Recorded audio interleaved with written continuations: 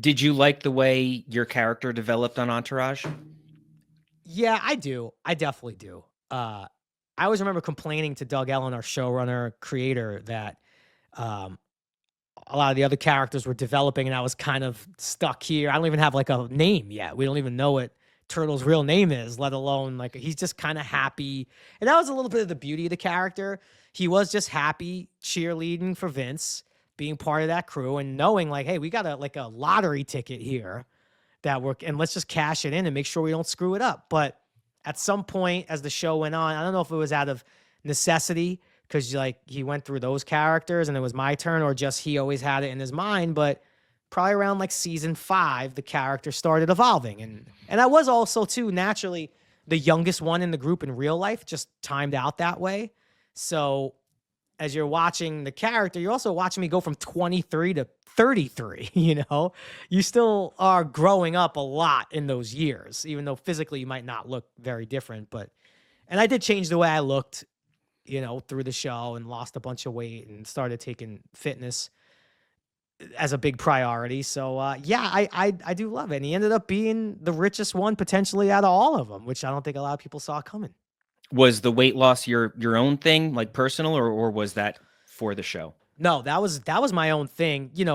With HBO too, even back then, we always heard about like The Sopranos. They would take like a year and a half in between seasons. Also, because I just imagine that's a very, very hard show to write, and it's an Yeah. hour long. Entourage was a little different, but we had some pretty healthy breaks too. So you could do a lot in those breaks. And for me, I just turned 30 years old, I think, at the time. I was about 205. I'm like barely 5'7" in shoes. So 205 on me is a lot, a lot, a lot of weight. And I just didn't feel, I felt like shit. I felt awful. And, I think again, I always played sports. So like the fact that I couldn't even really play pickup basketball and get Yeah. through it without like heavily breathing. So I just started small and like lost 5 pounds, lost 8. So after I think, I don't know if it was like season 5, maybe going to season 6, I'd lost like 20 pounds. I was down like 185 ish. Slight noticeable difference, but nothing to write home about. Then we had a really long break, and I just like that's where it was like trainers, food, like I was diligent, and I went down to like 143, bro. I was like 8% body fat. I came back to shoot season 7, and everybody was like, "What the fuck?" This show is like a direct continuation from where we left off. What are we gonna have to say? You got your stomach stapled? What are we gonna say you did? And I'm like, that's not my problem. Now, it was always for health and feeling better. Like, I don't really care how I look. Like, yeah, we all care a little bit how we look, but for me, it wasn't like I want to get some leading man parts. I don't get those. That's not my skill set.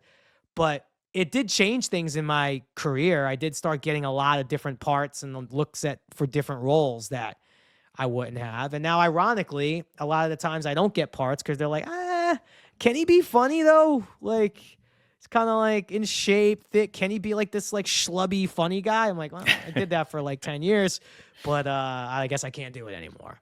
Yeah, I feel like so many shows start out with a character who is that kind of like schlubby funny guy, and then as the seasons mount, they almost lean into it too much and they dumb the character down too much to a point where it becomes unfunny. Right. And I think like they could have gone in that direction with Turtle, but instead they did eventually make him kind of become more independent near the end.